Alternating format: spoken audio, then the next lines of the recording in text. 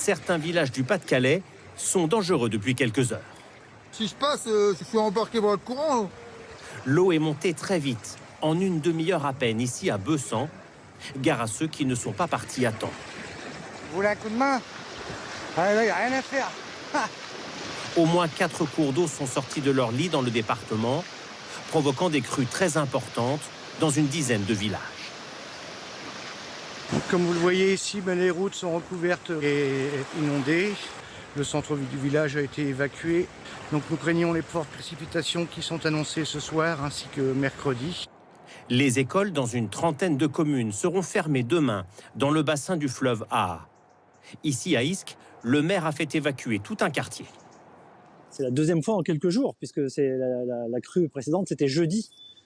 Celle-ci semble être encore plus importante.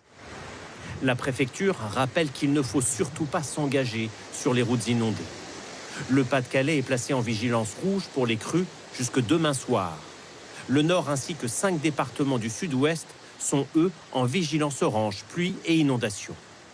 Ici, près de Libourne, on attend plus de 30 cm de pluie dans la nuit, alors que les sols sont déjà gorgés d'eau. Certains habitants, depuis 2 jours, c'est beaucoup monté. S'attendent à être inondés. Ça commence à toucher la maison. Ça rentrera dans la cave, mais ça rentre aussi par capillarité. Allez. Les éleveurs, situés dans les zones à risque, ont déjà pris les devants. Allez, hop. On est en vigilance orange et l'eau va monter au moins jusqu'à ce soir. Donc avant que ce soit trop tard, je préfère les rentrer à l'étable. Certaines routes seront bientôt impraticables. Par précaution, les préfectures ont donc décidé d'installer des barrières afin de dissuader ceux qui tenteraient de circuler sur les itinéraires les plus risqués.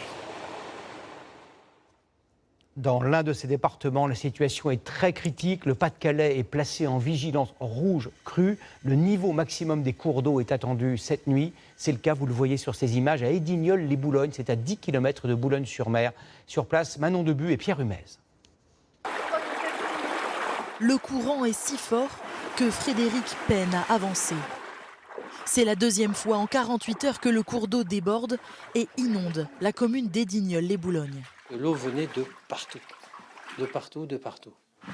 Sa fille vient d'emménager dans cette maison avec sa famille. Frédéric constate les dégâts. C'était monté jusque 7-8 cm au-dessus des pieds du canapé. Disons qu'on n'aime pas voir ses enfants dans la peine et dans la détresse de ce style, quoi. Même si ça reste que matériel, mais ça fait toujours plus qu'un pincement au cœur, quoi. Dans cette maison, les précautions avaient été prises, tous les objets avaient été placés en hauteur, mais pourtant l'eau est quand même rentrée et elle est montée à plus de 15 cm. Depuis quelques heures, ce village est coupé du monde. Les routes, gorgées d'eau, sont impraticables. Seuls les pompiers circulent encore à bord de ce bateau pour évacuer les quartiers les plus touchés. Les habitants ont tous été mis en sécurité dans la salle des fêtes. On retrouve les personnes qui sont dans la même galère, quoi, donc ça crée quand même un peu un lien de solidarité. On nous a donné de quoi nous sécher, puis de la soupe chaude aussi, parce que d'être resté plusieurs heures dans l'eau froide, c'est pas terrible. Un refuge aussi pour ces élèves de primaire. Leur école, inondée, ne rouvrira pas avant plusieurs jours. Que tout soit mis en place pour que les enfants soient en sécurité. Matériellement et émotionnellement. On a les parents qui doivent venir chercher leur enfant, oui, mais ils ne peuvent pas passer à Pont-de-Bric. Des inondations, le maire en a souvent géré, mais celles-ci sont particulièrement compliquées. C'est usant, ça fait depuis jeudi soir qu'on est sur le terrain, les agents et les élus plus. Et puis c'est essayer de rassurer les gens, mais sans avoir aucune garantie. C'est minute après minute. Une crue historique. Loin d'être terminée, de nouvelles averses sont attendues dans la soirée. Ces crues exceptionnelles ont-elles un lien avec le dérèglement climatique? Sont-elles la conséquence de la sécheresse de cet été qui a rendu les sols imperméables? Comment expliquer ce phénomène et son ampleur? Laura Ada et Jean-Baptiste Robert. Des pluies abondantes depuis près de 3 semaines. Ici, dans le Pas-de-Calais, ce mois d'octobre a été l'un des plus arrosés de ces 50 dernières années. Plus 75% par rapport à la normale. Et ce n'est pas un hasard. Il y a d'abord ces courants d'air chaud venus du sud. Le problème, c'est la différence de température entre cet air chaud et l'air froid venu du nord. qui créent des dépressions. Lorsque l'amplitude thermique entre l'air froid qui arrive du pôle et l'air chaud qui remonte des tropiques est de plus en plus importante, les pluies sont de plus en plus fortes et c'est ce que l'on a actuellement. C'est ce qu'on appelle le jet stream, qui arrive jusqu'en France, renforcé par le réchauffement climatique. À cela s'ajoute un autre phénomène, la hausse de la température de l'eau, plus 0,7 degrés dans l'Atlantique par rapport aux 20 dernières années. Cela entraîne une plus forte évaporation, plus d'humidité en altitude, qui alimente encore ces fortes pluies autour du littoral. Conséquence, il pleut sur des sols déjà saturés en eau.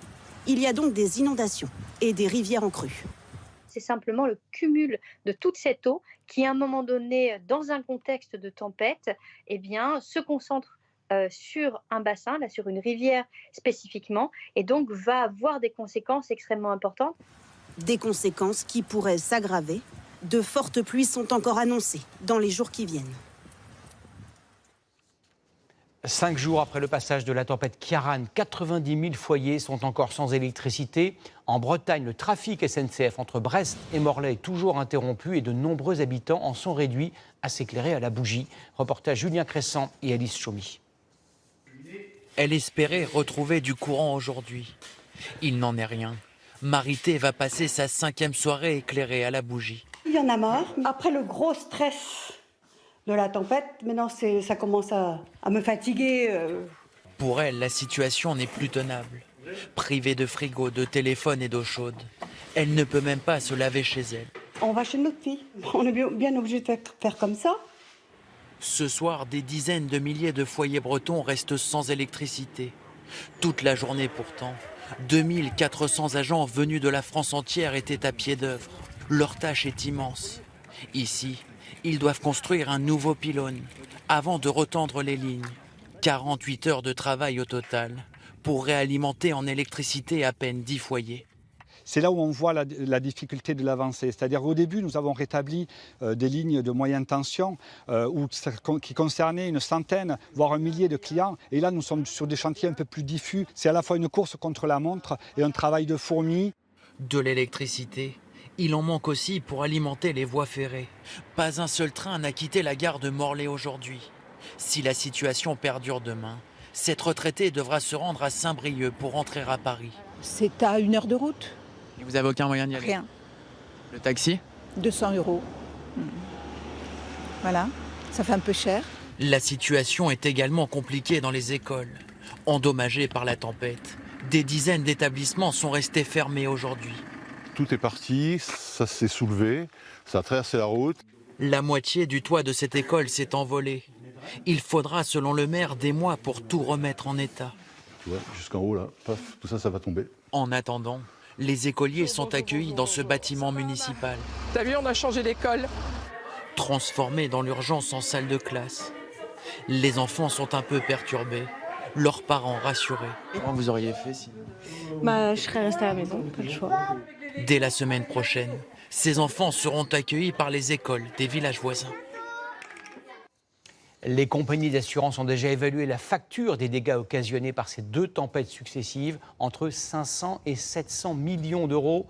En Bretagne, de nombreux maraîchers ont perdu une grande partie de leur récolte en quelques heures seulement. Dans le Finistère, Médéric Pirqueur et Aurélie Janssen. Nettoyer, c'est le mot d'ordre pour ces maraîchers. Vu d'en haut, le toit de leur bâtiment a été brisé sur toute une longueur. Conséquence, impossible aujourd'hui pour la famille Le Duf de chauffer leur serre. Leur récolte est bonne à jeter. Il y a beaucoup de verre par terre qui s'est projeté. Donc avec les éclats de verre, on ne va pas pouvoir commercialiser la tomate. Car des éclats de verre pourraient être disséminés dans la récolte. La perte s'élève à 15 000 € de marchandises non vendues. La fin de culture est foutue et donc ça nous s'est additionné à toute la casse qu'il y a, quoi. En Bretagne, les 3/4 des serres de tomates ont été endommagées par la tempête Ciarán. Toute la filière est touchée, des gros producteurs aux petits maraîchers. Voilà, donc j'avais tout à 4 tunnels et voilà l'état de mon outil. J'ai plus rien, tout est écrasé, tout est cassé, on ne peut plus rien faire. Ces serres n'ont pas tenu face à la force du vent. Et pour Sandrine, les conséquences sont encore plus lourdes, car elle n'était pas assurée et venait juste d'emprunter pour acheter ses équipements. vais quand même payer mon prêt et je vais devoir faire un autre prêt sûrement pour avoir un autre outil. Les tomates représentent un tiers de sa production annuelle. Et cette année, elle ne sait pas si elle pourra en produire. Si au mois de mars, je n'ai pas de tunnel en dernier délai, c'est toute ma production de tomates, d'aubergines, concombres, tous les produits d'été, les melons, les pastèques, tout ça va être... on n'aura rien. La Bretagne est la principale région productrice de tomates en France. La tempête Karan aura donc des répercussions sur les étals dans tout le pays.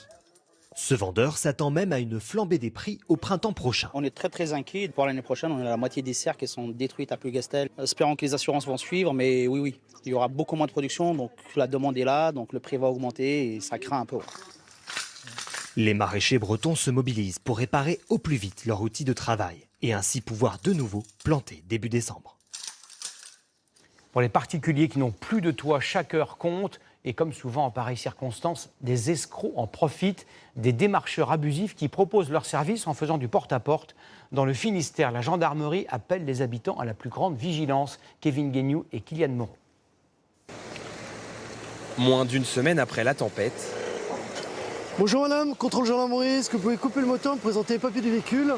Les gendarmes du Finistère redoublent de vigilance. On est là aussi pour prévenir un petit peu les gens, pour toute personne qui pouvait vous démarcher pour faire des travaux. Opération prévention, car les victimes de la tempête sont la cible de démarchages abusifs depuis quelques jours. Je pense que les gens sont assez déjà pas mal embêtés avec ce truc-là, donc je trouve ça inadmissible. Cette habitante en a fait les frais ce week-end. Aujourd'hui, elle vient déposer plainte, mais sur le moment, elle n'a rien vu venir. Réparation de toiture, alors numéro SIRET, numéro de téléphone, numéro de messagerie, il y a tout. Les démarcheurs lui promettent une remise en état rapide de son toit. Mais la somme demandée est exorbitante, 900 € pour 1 heure de travail. J'étais soulagée, quoi. Pour moi, c'était la solution. Je me suis laissée avoir par ce qui paraissait, ce qui était écrit sur la voiture, le flyer. Donc je me suis laissée avoir. À la gendarmerie de Quimper, des dizaines de signalements ont été reçus. L'un d'entre eux a permis à ce service de retrouver la trace de 3 malfaiteurs. Ces personnes proposaient de bâcher les toits des sinistrés pour 2 500 €. Il a fourni les immatriculations du véhicule, ce qui a permis de pouvoir intercepter, contrôler et interpeller les individus. Dans le cas d'un sinistre, les forces de l'ordre rappellent qu'il est préférable de contacter directement des artisans connus et de ne pas répondre au démarchage. Ces tempêtes à répétition ont aussi des conséquences directes sur le littoral. Les vents violents, les coups de boutoir des vagues contribuent à l'érosion accélérée des côtes. C'est le cas par exemple sur l'île de Ré où se sont rendus Erwan Brem et Christophe Brousseau. Beaucoup ne verraient ici rien d'anormal. Mais pour Patrick Greyton, observer ces blocs de pierre n'est pas anodin. Ils étaient enfouis sous le sable depuis une trentaine d'années. On redécouvre les cailloux, c'était des enrochements qui ont été faits dans les années 80-90. Le niveau de la plage, on le voit, grosso modo, ça a perdu 80 cm. La houle vient plus rapidement au pied de la dune et attaque la dune après. À la Couarde-sur-Mer, poussé par un vent toujours très fort, l'océan a gagné du terrain en emportant avec lui une partie de la dune. 8 mètres de perdu sur cette tempête là depuis 3 jours. 99, on a perdu à peu près le même volume. On a mis 20 ans pour que ça se reconstitue et là, en 2 nuits, tout est parti. Conséquence de 3 tempêtes, la côte a reculé à plusieurs endroits, comme ici à Sainte-Marie-de-Ré. Là, je marche vraiment jusqu'où venait la dune avant, il y a 4-5 jours. Chaque tempête draine le sable au large et après, d'année en année, il revient doucement. En attendant le retour du sable, il faut vivre avec un paysage modifié. C'est le cas de ce couple, avec sa maison en bord de plage. La mienne, qui est un petit peu protégée, heureusement, grâce aux rochers. Mais on y pense tous les jours, pas tous les jours, mais presque. Chaque fois qu'on vient, ça nous fait un peu peur. Face à l'océan, les pouvoirs publics ont engagé de lourds travaux. Ces enrochements et ces portes contre les vagues, par exemple. Mais il faut rester attentif. Cette brèche sous le phare des baleines sera réparée en urgence. De 2011 à 2030, on va à peu près mettre 100 millions de travaux pour la submersion et surtout toute la protection de l'ensemble. Mais après, il y a la gestion. Et là, la communauté de communes met 2, 3, 5 millions chaque année dans l'entretien. Mais avec ça, on a une véritable protection et avec, je dirais, une évolution en fonction du réchauffement climatique. Signe que le paysage évolue sans cesse, Les vents ont commencé à ramener du sable sur certaines plages de l'île de Ré.